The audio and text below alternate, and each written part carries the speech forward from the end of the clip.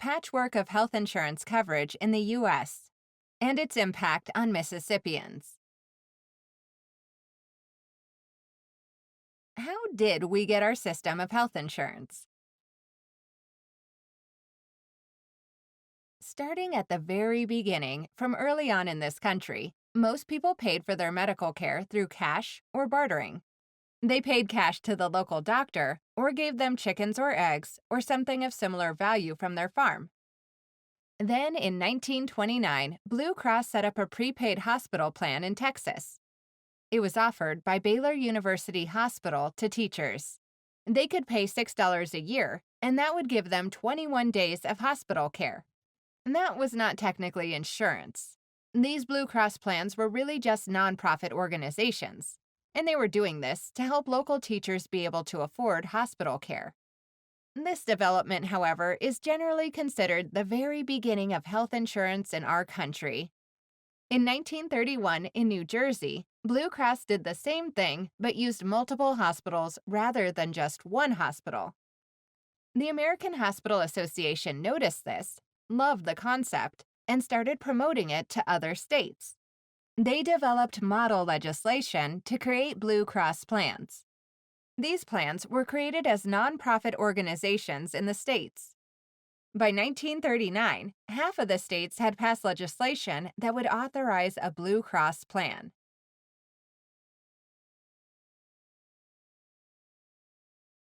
It was also decided at that time to create a plan for physician care. So the Blue Cross side covered hospital care, and they developed Blue Shield plans for physicians and medical groups. These Blue Shield plans would contract with employers and employees for prepaid medical services. This started in California with the Kaiser Health Plan, which still exists today. It's important to note here how coverage was fragmented from the very first start. First, plans were developed for hospitals, then for physicians. You will see this fragmentation all the way through the progression. In the 1940s, Blue Cross Blue Shield plans began offering individual coverage. Originally, plans were marketed just to groups like the teachers and to employers. Blue Cross Blue Shield decided in the 1940s to start offering individual coverage to anyone who wanted to purchase the insurance. The 1940s was a critical time for the United States healthcare system because that's where health coverage became attached to employment. In 1943, during the war, there were strict wage and price controls. The War Labor Board ruled that fringe benefits, such as health insurance, were not restricted under the wage and price controls. So employers could begin offering or increasing benefits like health insurance in lieu of increasing wages for their employees. And this became a key tool for recruiting and retaining employees. Later in that decade, the National Labor Relations Board ruled that health insurance and other similar benefits were subject to collective bargaining, which meant that employee unions, which were pretty strong at the time, included health benefits as part of their bargaining with employers.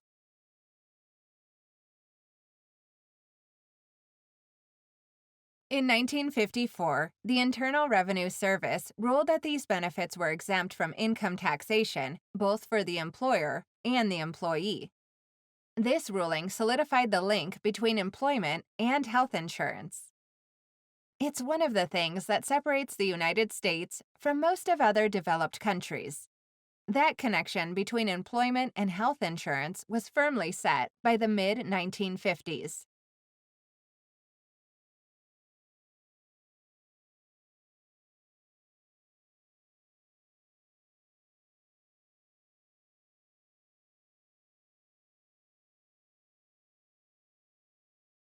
All right, Taylor, tell me about your patient. Mr. Brown's a 49-year-old white male, large abscess on his neck for about 6 months with continued growth.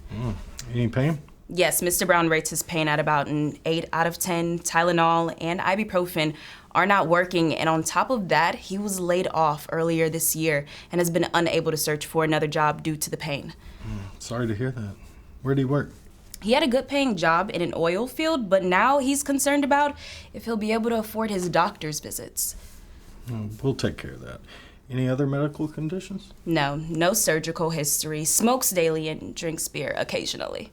And what did the physical exam show? He's afebrile and his vitals are normal. The abscess measured at 15 centimeters wide and it's inflamed with the head draining, but otherwise the physical was normal. All right, great. Let's go see him together. Mr. Brown, I'm Dr. Martin. How are you? Not great, Doc. Yeah, my student told me about the abscess. It sounds like you've been in pain for several months. What made you choose today to come in? Well, I would have came in sooner if I knew about this free clinic. Since losing my job and health insurance, I can barely afford to pay my bills, much less a doctor visit. Well, we treat patients like you every day. I'm sorry for all you've been through, but I'm glad you found us. Me too, Doc. Let's talk about your treatment options and get you fixed up. Thanks, Doc. During the same time that health insurance was developing as a common employee benefit, there was a continuing debate about covering everybody. That is, providing universal health care. It was something that was developing in Europe. In 1935, when Congress enacted Social Security, they seriously considered including universal health care as part of that legislation. But they were concerned that including health coverage was going to jeopardize passage of the Social Security Act. The American Medical Association strongly opposed including health coverage at that time. Congress was really worried about losing the whole bill, so they took out the sections on health care. For several years in the 1940s, bills were introduced that would enact national health care coverage. One noted here, the Wagner-Murray-Dingle bill would have required payroll taxes that would fund national health insurance. There was a lot of debate, but these bills died every time. President Truman was a supporter of national health insurance, but during the Cold War, the national health insurance plans were labeled as socialized medicine and associated with communism. That connection, which you still hear today, is often raised whenever there's a discussion about national health insurance. The term socialized medicine has a very negative connotation to policymakers.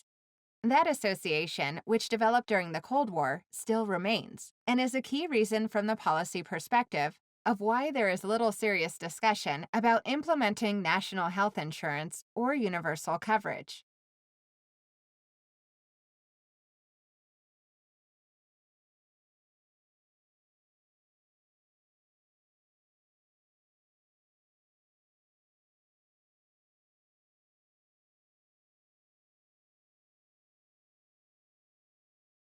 In 1965, Congress passed Medicare and Medicaid.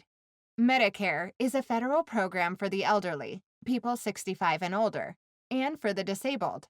Later, Congress also included coverage for certain conditions, such end-stage renal disease, ESRD, or amyotrophic lateral sclerosis, ALS, or Lou Gehrig's disease.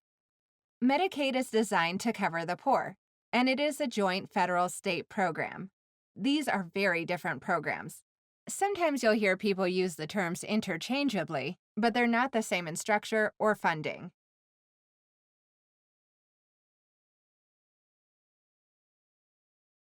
Similar to what we saw with Blue Cross, Medicare started out fragmented, with Part A for hospital care and Part B for physician services. It wasn't until 2003 that Congress added Medicare Advantage plans, or Part C, which is the managed care component. And then in 2006, Congress added prescription drug coverage. For several decades, Medicare covered just hospital and physician services, and the physician part has always been optional. Medicare is funded by payroll taxes. Both the employer and the employee contribute. Persons are eligible for the hospital care coverage, Part A, upon reaching age 65. Beneficiaries can opt in to either Part B, Part C, or Part D, and they pay extra premiums depending on their income for these different parts. Medicare, for the most part, is the closest we come in our country to universal health care. When you look at the data on the uninsured and healthcare access problems, you don't see as many problems for the elderly because they have Medicare coverage. In terms of the metaphor of the patchwork quilt, the quilt covers the elderly better than any other population in our country.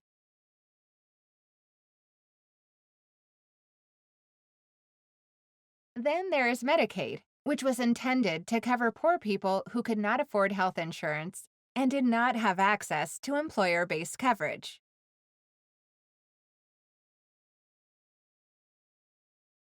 Originally, Medicaid only covered people who received cash assistance under welfare programs, which was formerly called the Aid for Families with Dependent Children program, which is now called TANF, Temporary Assistance for Needy Families.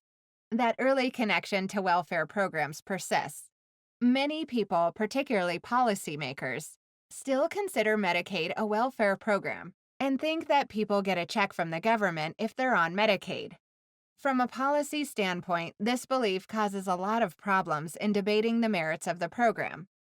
Medicaid is a voluntary program for states. States have to opt into it because they are required to put up a match to the federal funding.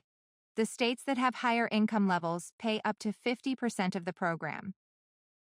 For instance, New York pays 50%, and the federal government pays 50%.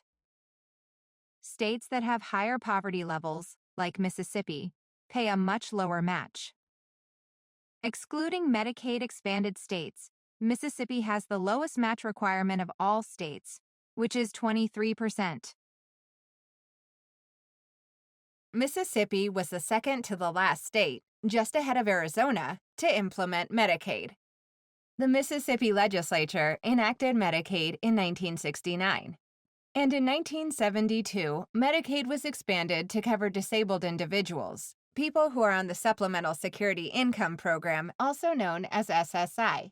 There's another area where disabled individuals are eligible for both Medicare and Medicaid. So that patchwork quilt covers disabled individuals much better than any other population other than the elderly. In the 1980s, there was a major change in Medicaid policy when Congress delinked Medicaid from welfare programs. At that time, Congress authorized states to cover pregnant women and infants up to 185% of the federal poverty level. Actually, Mississippi was one of the first states to implement this new category of eligibility. Congress later totally severed the link between Medicaid and welfare, but that perception of Medicaid as a welfare program, where people get a check, persists, particularly in the minds of many policymakers.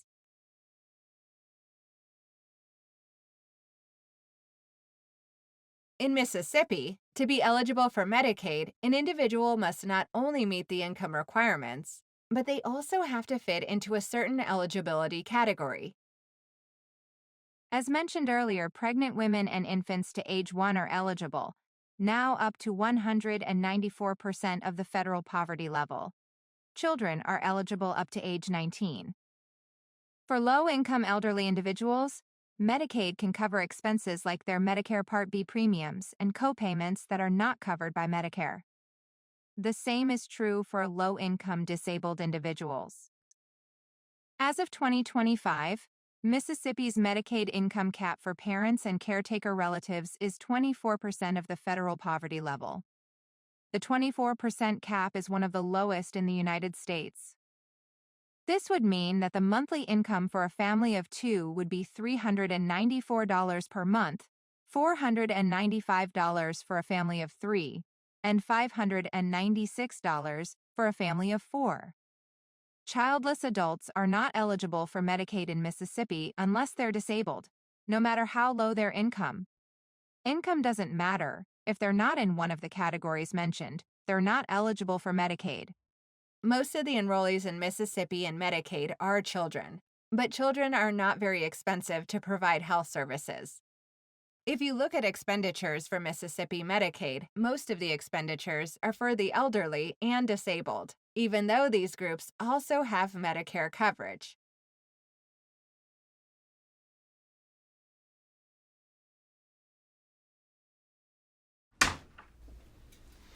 Afternoon, Ms. King.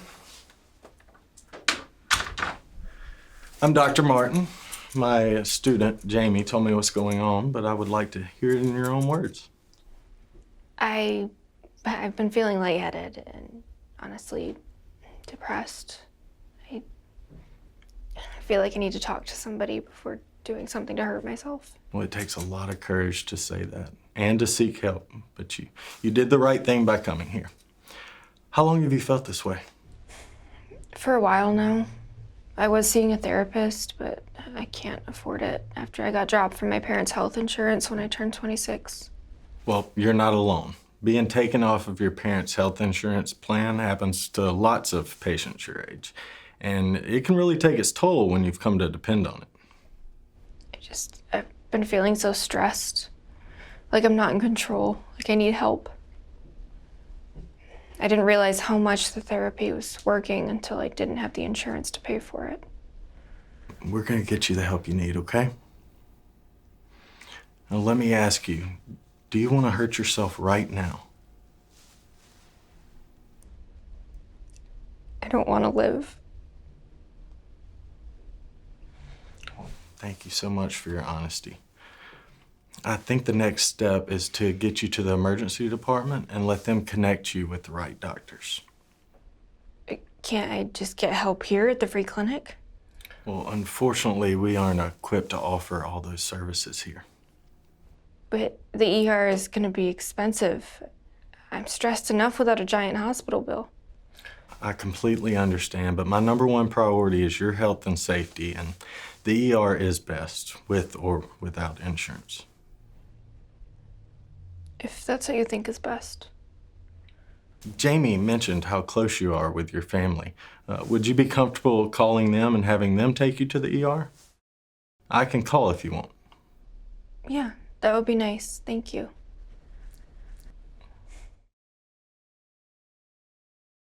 Because of the low income levels in Mississippi, approximately 57% of births are paid for by Medicaid.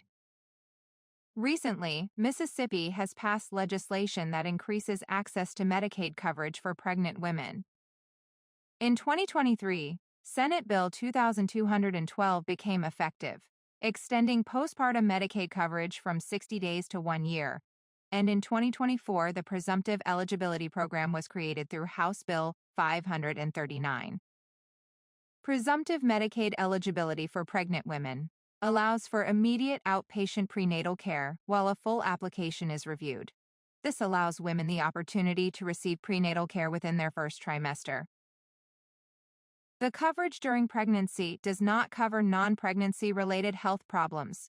Instead, it primarily covers prenatal care and services related to pregnancy. While not the complete Medicaid package, pregnant women can receive healthcare services that would help them be healthier prior to their next pregnancy and receive access to family planning services. The postpartum coverage includes services aimed at ensuring the health of both the mother and infant. This coverage is the complete Medicaid package, offering basic services along with mental health services, vision, hearing, and the coverage of prescription drugs. Mississippi Medicaid provides coverage for family planning services for women of childbearing age up to 194% of the federal poverty level. This program is not widely advertised, however, and many women and healthcare providers are not aware of its existence. Thanks for waiting, Miss Martinez. Thanks for seeing me, especially since I don't have health insurance. What did the test say? Well, the blood and urine tests will be back in a couple of days, along with some basic lab and STD tests. Great. We also ran a quick pregnancy test, which came back positive. Oh. I'm pregnant? Well, we'll need to double check it with the blood work, but we feel pretty confident you're going to be a mom.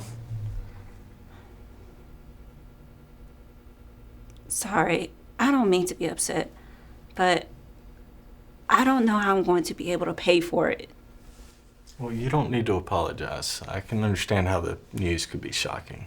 When my sister got pregnant, she wasn't able to afford a doctor either, and the baby was born sick. I don't want that. I understand. We can help. For free? This is the only place I can go. Well, don't worry.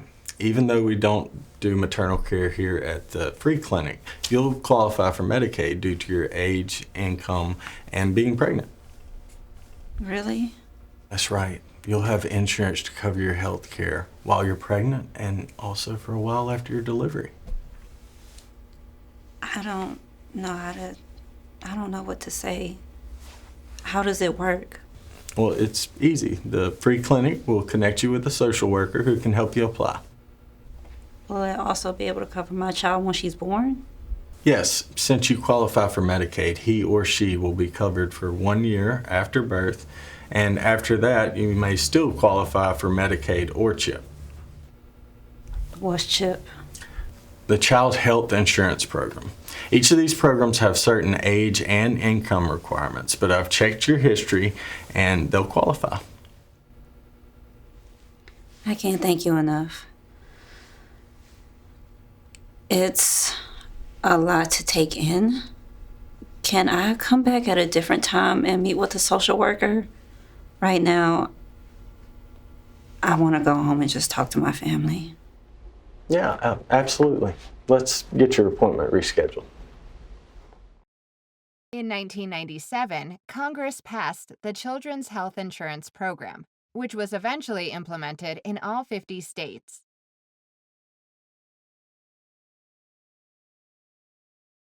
In Mississippi, CHIP covers children who are not eligible for Medicaid in households with incomes up to 209% of the federal poverty level.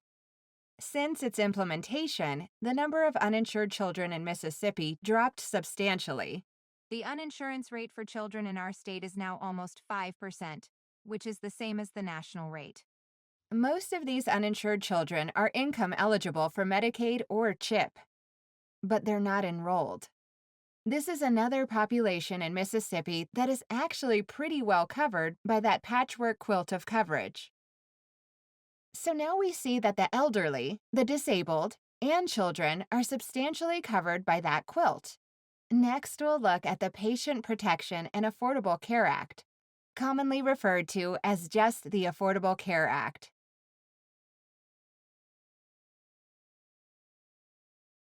In 2010, Congress enacted the Affordable Care Act, which was designed to fill in many of the gaps that were still left in our health insurance system.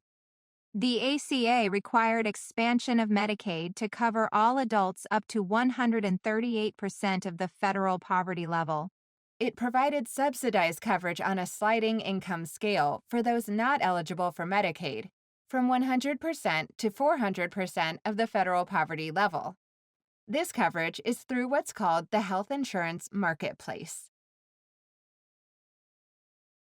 The ACA also standardized regulation of private health insurance, which historically had always been regulated at the state level. State regulations varied in what they required private health insurance companies to do. The ACA implemented some requirements across the board. It said insurers must allow parents to cover dependents up to age 26 on the parent's health insurance policy. It eliminated pre-existing condition exclusions, so people could not be excluded from having health insurance just because they had pre-existing conditions, which is a very popular rule. It limited premium surcharges based on age, so an insurer couldn't charge someone who was 50 years old 10 times what was charged for someone who was 30 years old. It prohibited the use of gender or health status to set premiums. It stopped insurers from refusing coverage based on health status. It eliminated cost sharing for preventative services. It limited profit margins for health insurers, requiring a minimum amount of premiums to go toward paying for health care. And it established a certain minimum level of benefits. The law required that if an insurer offered health insurance in the United States, there were certain benefits, a fairly comprehensive list of benefits that had to be included.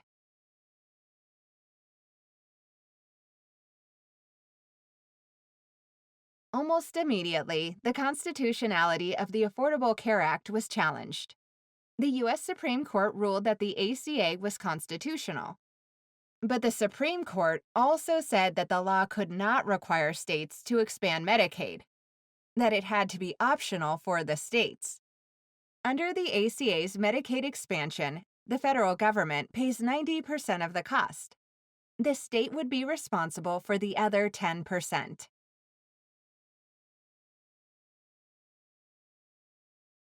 One by one, most states have implemented Medicaid expansion. There are just 10 states left that have not, and Mississippi is one of those.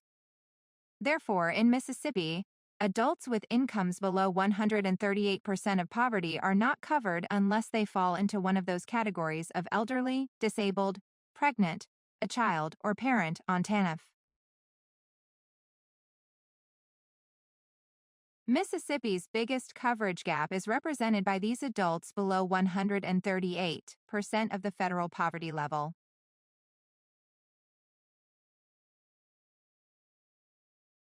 If you look at the census data for these uninsured adults, what you see is they are often workers who are not offered health insurance through their jobs and cannot afford to purchase it on their own. The census lists the primary occupations of the uninsured adults in Mississippi. These are people you see every day. They are cashiers at the stores you frequent. They wait on you at restaurants. They clean the buildings in which you work or do business. They work in construction or child care centers.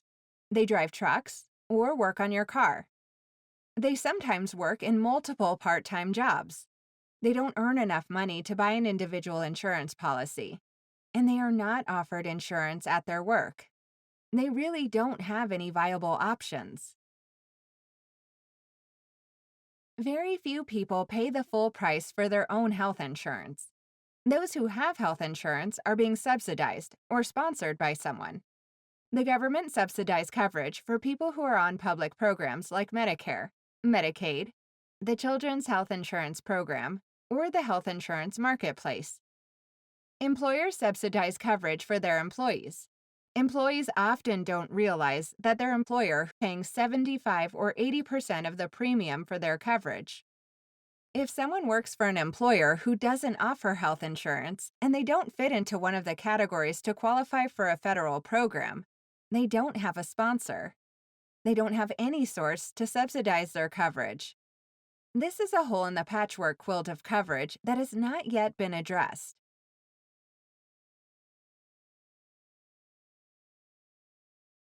There are approximately 35% of the uninsured who are unemployed for a variety of reasons.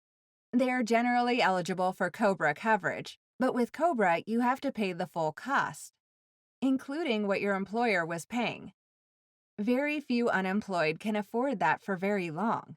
We also know that some of the unemployed uninsured adults are full-time caretakers. These are people who are taking care of the elderly and disabled adults and children, and they also have no sponsor to subsidize their coverage.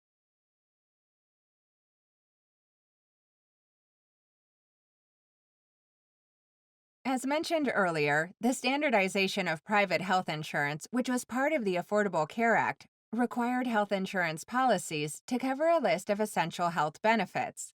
This requirement comes at a cost and often resulted in increased premiums. This has been one of the criticisms of the Affordable Care Act in that it raised the cost of health insurance coverage for some people.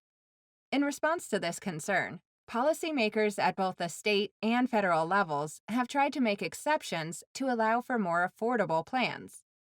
One primary way to lower the cost of health insurance is to lower benefits, that is, to raise deductibles and copays, and/or to eliminate coverage for large categories of services, such as mental health or prescription drugs. The previous federal administration enacted changes to expand the types of plans that could be offered, to include some that did not have to meet the minimum requirements of the Affordable Care Act. There has been research in Mississippi surveying the uninsured, asking them what they would consider to be an affordable policy. Most of them responded that to be affordable, a policy would cost them $75 or less a month. Well, you can't buy very much in terms of benefits with a premium of $75 or less a month. As these affordable plans have been made more available, people purchase them thinking they have health insurance coverage, but may not realize that it only covers hospital care, or they have a $10,000 deductible.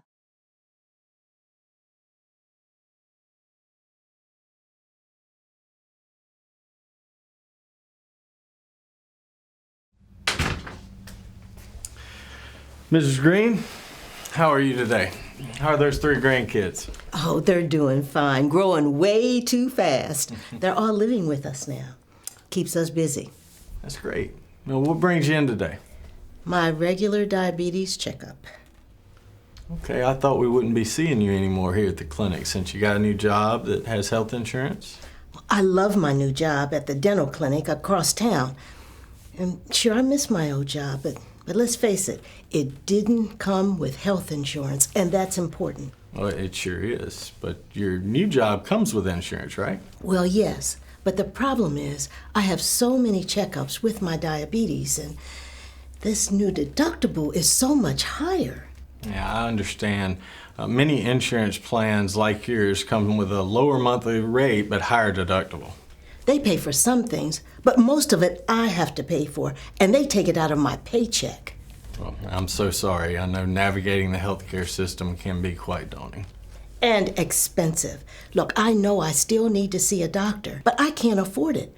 So I come here because you all took care of me for free, even when I didn't have insurance. Yes, I totally understand. I'm glad you came in. Of course, we'll see you today. Unfortunately, we will not be able to see you at the free clinic after today because you do have health insurance. I know. We talked about that the last time. And I'm sorry. Sometimes I wish I hadn't even gotten that insurance. Mrs. Green, you have nothing to be sorry about. Now let's get to that checkup. We've got to keep you healthy so you can take care of those 3 grandkids. Then there are people who have insurance, who have comprehensive coverage with all the essential health benefits. But even these policies very likely do not cover services such as dental care, hearing aids, or eyeglasses. Other services such as speech therapy, physical therapy, or occupational therapy may not be covered or may have strict limits on visits. Long-term care in a skilled nursing facility is not generally covered by health insurance and has very limited coverage under Medicare. Even people with public coverage may find limitations in coverage, with dental care being a prime example.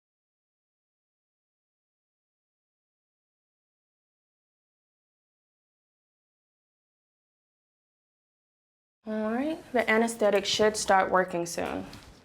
It wasn't too bad now, was it? You're good. I normally don't do well with needles. What year of dental school are you in? I'm a 4th year, almost done. Congrats. My middle daughter wants to be a dentist. Awesome. Oh, she'll love it. But my son wants to be a teacher like me. You're a teacher.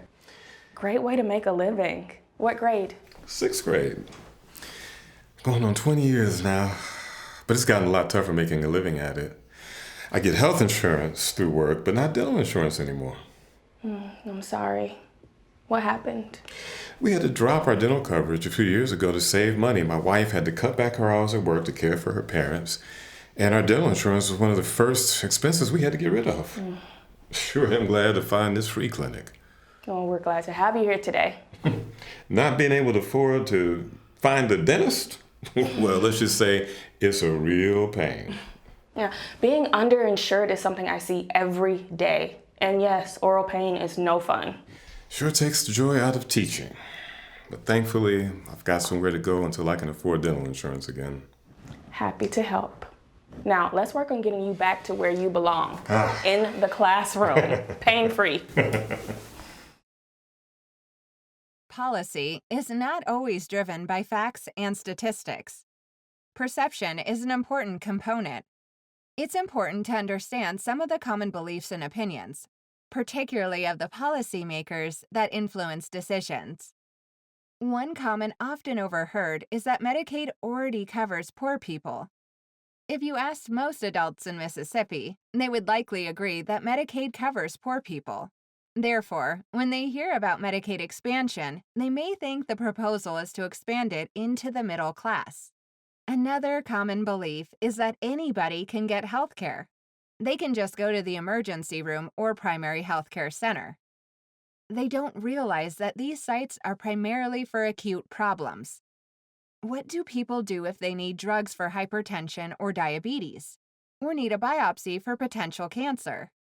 The perception of Medicaid as a welfare program leads to believe that Medicaid is a disincentive for people to work, or that there is a lot of beneficiary fraud in Medicaid.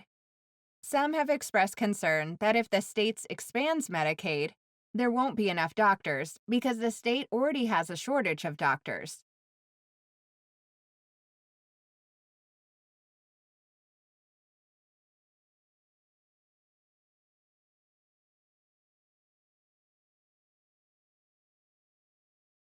You have seen a brief, high-level description of the history of how the healthcare system in the United States and Mississippi developed.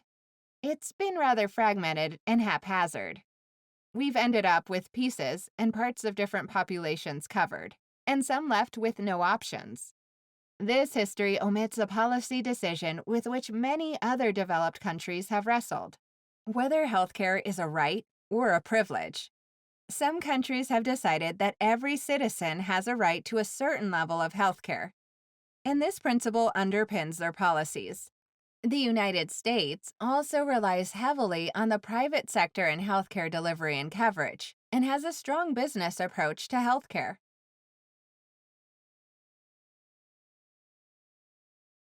There are certain policy considerations that underlie debates about healthcare coverage. One is, should government provide health insurance to able-bodied adults? In the debates over Medicaid expansion in Mississippi, this is a key point of discussion.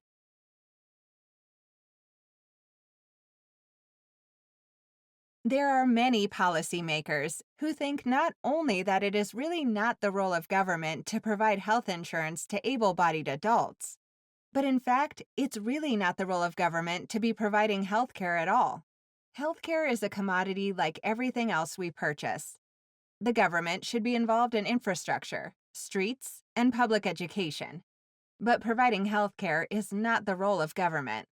That's a basic part of the debate that is related to the underlying question of whether healthcare is a right or a privilege. Another key policy consideration is the degree of restrictions on enrollment in public programs. Where there is a lot of concern about fraud in Medicaid, policymakers want to make the enrollment process as tight as possible so that no one can get on the program who is not eligible, which may mean that some who are eligible are not able to get through the intricate process to enroll.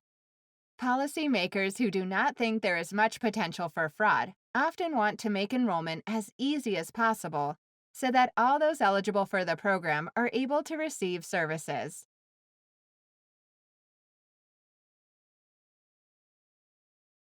As mentioned earlier, particularly during the debates about national health insurance during consideration of the Social Security Act, the medical community has not always been supportive of public coverage options. Medical professional associations have considerable influence on these policy debates.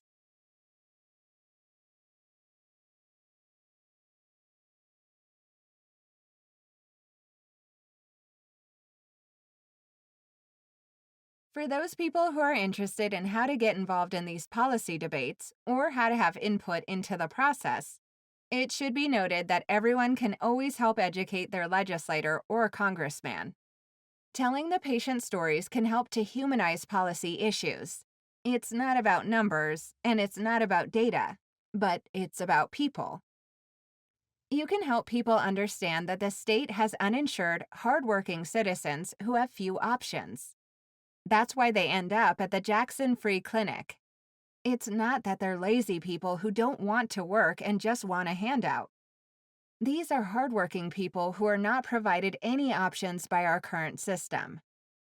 Understand the misinformation that's out there and give them the facts and the true information so that they understand what it's like in the real world.